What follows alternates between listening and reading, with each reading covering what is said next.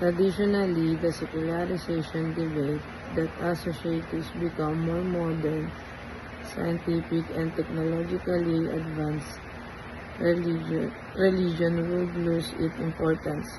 It was believed that modernization would lead to a decline in religious belief and practices, and that people would rely more on reason and less on faith. However, in the age of globalization, this idea no longer holds true. Instead of disappearing, religion has adapted and even grew stronger in many parts of the world. Globalization has allowed religions to spread across national borders through migration, communication, and digital technology.